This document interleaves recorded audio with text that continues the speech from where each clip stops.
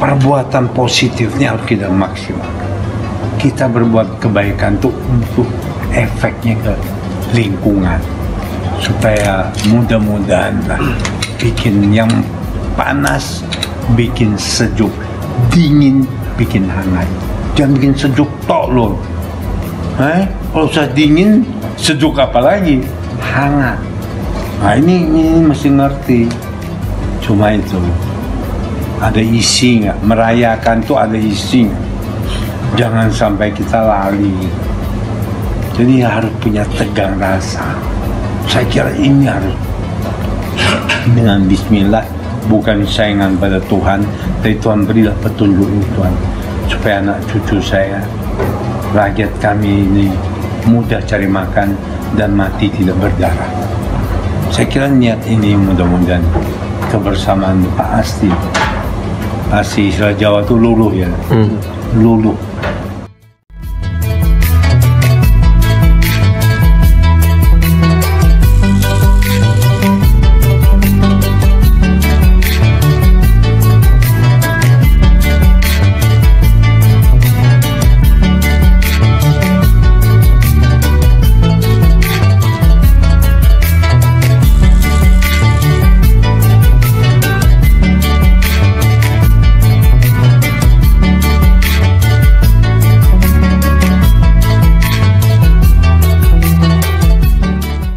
Senja hari, langit cerah ceria. Di sela sepoi angin terdengar kicau burung bernyanyi, seakan turut menyambut hari bahagia bagi kota Balikpapan yang masuk usia 127 tahun.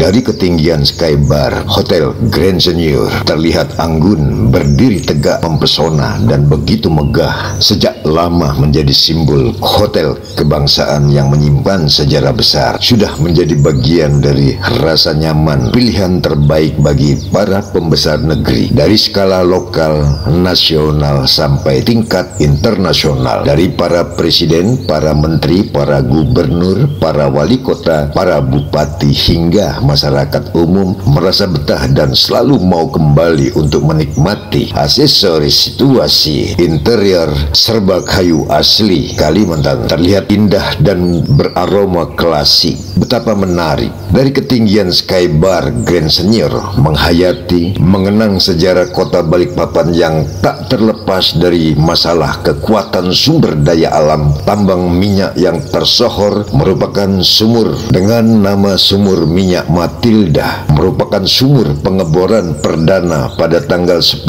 Februari 1897 di kaki Gunung Kemendur di sisi timur Teluk Balikpapan. Sedangkan status penamaan sumur minyak tersebut berasal dari nama anak dari J.H. Menton dan firma Samuel & Co. Dinyatakan sebagai pemenang hak konsesi pengeboran ditunjuk pemerintah Hindia Belanda yang telah mengontrak wilayah tambang minyak Balikpapan atas kesepakatan dengan Kesultanan Kutai Kartanegara ing Martadipura. Bersambung dengan sejarah berikutnya, tercatat pula pada awal tahun 1900-an dengan bertambahnya jumlah penemuan dan pengeboran minyak di Balikpapan telah membawa para pendatang dalam jumlah yang sangat besar untuk mengadu nasib ke Balikpapan. Pendatang tersebut kebanyakan adalah berdarah Tionghoa dan serta merta para pengebor yang rata-rata berasal dari suku Jawa dan berbagai daerah lainnya termasuk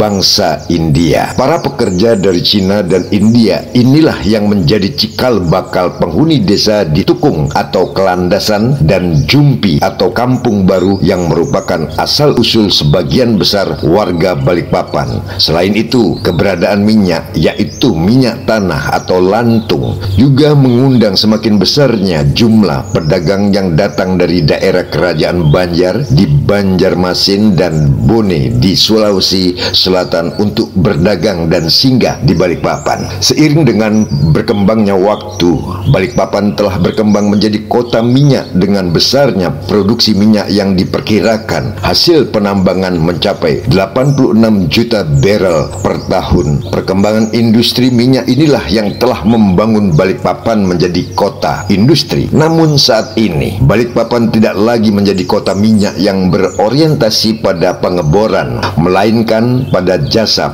pengolahan minyak mentah dari sekitar Balikpapan, antara lain Sepinggan, Handil, Bekapai, Sanga-Sanga, Tarakan, Bunyu, dan Tanjung, serta minyak mentah yang diimpor dari negara lain. Di sisi lain, asal-usul nama Balikpapan pun tentu terkait dengan sejarah dari berbagai sumber, dari mulut ke mulut, bahkan melalui literasi yang dianggap bisa dipercaya. Apabila meneliti dari susunan kata Balikpapan, dapat dimasukkan ke dalam asal kata bahasa Melayu. Menurut buku karya F. Valenijen pada tahun 1724 menyebut suatu daerah di hulu sebuah sungai yang berada di teluk sekitar 3 mil dari pantai. Desa itu bernama Bilipapan dan nama tersebut dikaitkan dengan sebuah komunitas pedesaan di teluk yang sekarang dikenal dengan nama Teluk Balikpapan. Dan ada beberapa versi mengenai asal-usul nama Balikpapan, antara lain versi pertama, sumber buku 90 tahun Kota Balikpapan yang mengutip buku karya F. Valenijen tahun 1724. Menurut legenda, asal nama Balikpapan adalah disebabkan sebuah kejadian yang terjadi pada tahun 1739 sewaktu di bawah pemerintahan Sultan Muhammad Idris dari Kerajaan Kutai Kartanegara ing Martadipura, yang memerintahkan kepada pemukim-pemukim di sepanjang Teluk Balikpapan untuk menyumbang bahan bangunan guna pembangunan istana baru di Kutai Lama. Sumbangan tersebut ditentukan berupa penyerahan sebanyak 1000 lembar papan yang diikat menjadi sebuah rakit dibawa ke Kutai Lama melalui sepanjang pantai. Setibanya di Kutai Lama, ternyata ada 10 keping papan yang kurang karena terlepas selama dalam perjalanan, dan hasil dari pencarian menemukan bahwa 10 keping papan tersebut terhanyut dan timbul di suatu tempat yang sekarang bernama Jenebora. Dari peristiwa itulah nama Balikpapan diberikan, atau dalam istilah bahasa Kutai,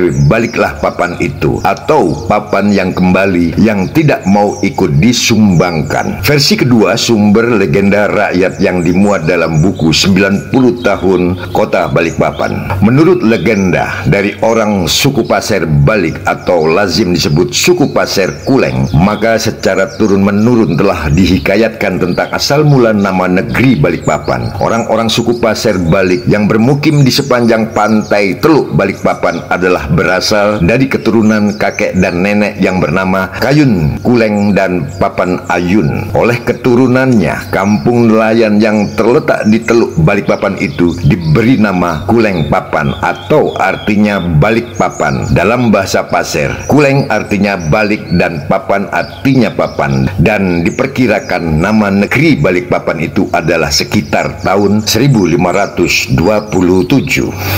Kenapa hari jadi kota Balikpapan ditentukan pada tanggal 10 Februari 1897? Penetapan tanggal tersebut merupakan tanggal peristiwa pengeboran pertama sumur minyak Matilda di Balikpapan, serta dilengkapi dengan hasil seminar sejarah kota Balikpapan tanggal 1 Desember 1984.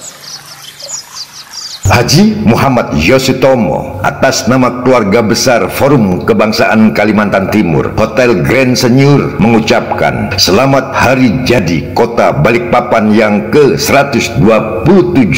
Semoga kota Balikpapan semakin indah bercahaya agar menjadi ikon pengiring peradaban agung, menjadi simbol kesuburan semesta sebagai kehormatan bagi negara kesatuan Republik Indonesia.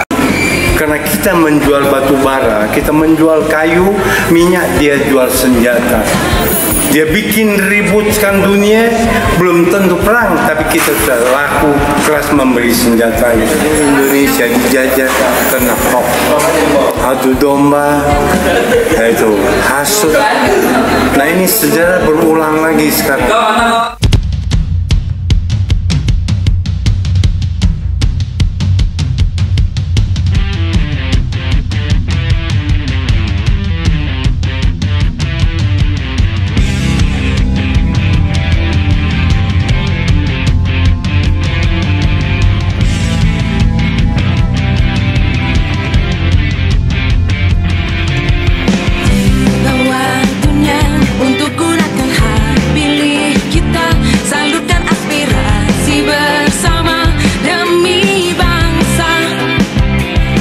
dalam rangka menyambut hari jadi kota Balikpapan pada tanggal 10 Februari 2024 yang berjarak begitu dekat dengan pelaksanaan pemilu 2024, Haji Muhammad Yosutomo selaku tokoh kebangsaan berpesan ke seluruh bangsa Indonesia menghadapi pemilu 2024 pada tanggal 14 Februari 2024. Hati-hati dan waspada. Kita memilih untuk Indonesia. Dengan bismillah kita NKRI seluruh Indonesia dijajah karena hoax, adu domba, yaitu hasut. Nah, ini sejarah berulang lagi sekarang. Maka kita harus sadar bahwa kita apakah sudah merdeka. Dulu penjajahan pakai fisik, sekarang tidak. Bikin rumah yang nyaman, hotel berbintang, badanku di sini, hatiku di sini, uangku di sini. Sekarang dia bikin rumah yang tidak nyaman, sehingga sekarang kita menjajah kita sendiri kalau tidak sadar. Mahok ini segala-galanya, karena ini kerjaan Columbus. Dunia ada 3 budaya, 1 Columbus. Bagaimana? Yaitu memperalat agama untuk menjajah pakai hoax. Nah, ini kita harus sadar. Maka kalau kita Indonesia tidak tahu budaya ini, karena kita menjual batu bara, kita menjual kayu, minyak, dia jual senjata. Dia bikin ributkan dunia, belum tentu perang, tapi kita sudah laku keras memberi senjatanya. Jadi saya kira kesadaran nasional kita, supaya sumpah palapa kita, dan yaitu kita Indonesia harus jadi adik kuasa. Kita harus punya hak veto bagaimana menjaga dunia dengan Pancasilanya. Saya yakin dengan pengertian berbangsa demikian, insya Allah sumpah palapa 700 tahun yang lalu kita yaitu di Nusantara berapapun beragama, tidak memperalat agama, kita pakai agama, sehingga mudah-mudahan kita lepas, jadi kita betul-betul merdeka. Merdeka, harmoni, NKRI merdeka. Dudukan aspirasi bersama demi bangsa.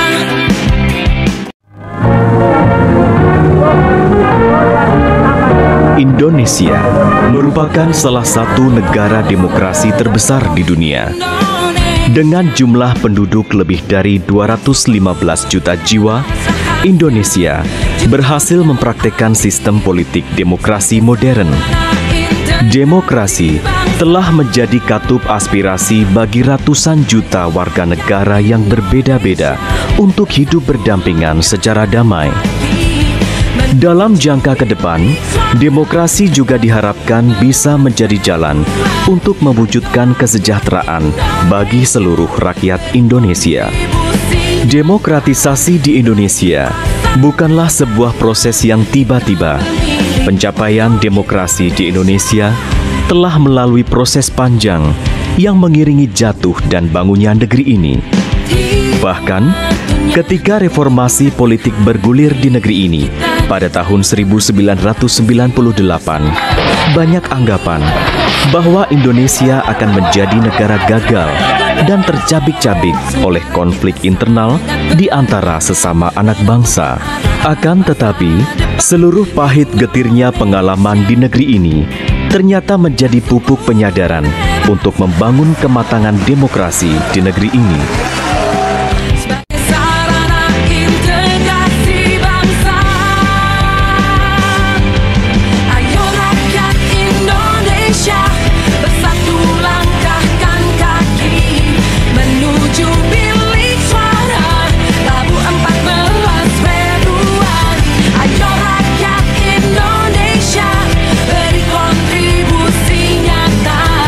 Raih asa bersama, kita memilih